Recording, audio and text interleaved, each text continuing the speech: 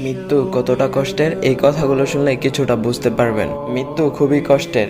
মৃত্যু হলে দামি বিছানা ও কষ্টের অর্জিত বাড়ি থেকে নিচে নামিয়ে মসজিদের পালঙ্গে শুইয়ে দেওয়া হবে। মসজিদের মাইকে জানিয়ে দেওয়া হবে মৃত্যুর সংবাদটি। আত্মীয় স্বজন, পাড়া প্রতিবেশী শেষবারের মতো আমার চেহারাটা এক নজর দেখতে আসবে। বড়ি পাতা দিয়ে পানি গরম করে সেই পানি দিয়ে শেষ গোসল করাবে আমাকে। দামি ও রঙিন পোশাক নয়, বাজারের সাদা কাফন শরীরে জড়িয়ে দেওয়া হবে। ওই দিন আমার নামটা বাদ দিয়ে সবাই আমাকে লাশ বলে ডাকবে। ছেলে মেয়েরা, ভাই বোনরা কাঁদতে থাকবে। এই দৃশ্যটা আমিও দেখতে থাকবো, কিন্তু আমি কোনো কথা বলার শক্তি পাবো না। জানাজা দিয়ে কবরের দিকে নিয়ে যাওয়া হবে আমাকে। তখন আমি পালঙ্কে শুয়ে আত্মনাদ করতে থাকবো, যা পৃথিবীর কোনো মানুষই তা শুনবে না। এই ব্যাপারে হযরত আবু সাঈদ খুদরি রাদিয়াল্লাহু তাআলা আনহা রাসূল সাল্লাল্লাহু আলাইহি ওয়াসাল্লাম থেকে বর্ণনা করেছেন। তিনি বলেন, যখন মৃত ব্যক্তিকে পুরুষ তাদের কাঁধে করে নিয়ে যায়, তখন যদি সে নেককার হয় তাহলে সে বলতে থাকে আমাকে জান্নাতে পৌঁছিয়ে দাও। আর যদি বদকার গুনাহগার হয়ে থাকে তাহলে বলতে থাকে হায় আফসোস।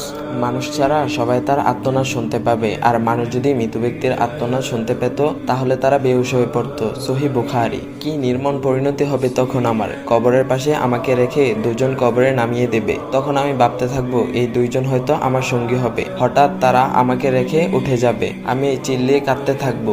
আত্মীয়, প্রতিবেশী, বন্ধু বান্ধব সবাই উপরে রয়েছে, শুধু আমি একাই মাটিতে শুয়ে আছি। ডানে বায়ে নিচে মাটি, নেই কোনো বিছানা কিংবা বালিশ। শুধু একটু আকাশ দেখা যায়, মিনিটের মধ্যে আকাশটাও দেখা যাবে না। বাঁশ, পাটি ও উপরে মাটি দিয়ে আমার মাটির কবরটাকে একবারে অন্ধকার বানিয়ে দেবে। তারা কিছুটা সময় দোয়া করে একা রেখে চলে যাবে। দুনিয়ার কোনো আলো বাতাস কিংবা শব্দ আর শুনতে পাবো না। একা একাই থাকতে হবে ঘন্টা, সপ্তাহ, মাসের পর মাস, বছরের পর বছর। এক সময় আমার কবরের চিহ্নটাও মুছে যাবে। আমাদেরকে কেউ মনে রাখবে না, সবাই আমাদেরকে ভুলে যাবে তখন। আচ্ছা, একবার চিন্তা করে দেখুন তো কবরের মুহূর্তগুলো কেমন হবে। আচ্ছা আসুন তো একটু চিন্তা করি, আমাকে যে কবরে রাখা হবে এই কবরের প্রথম রাতটা আমি কিভাবে কাটাবো। আমার সঙ্গে ফেরেশতারা কেমন আচরণ করবে। আমার জন্য জান্নাত জাহান্নাম কোনটি অপেক্ষা করছে।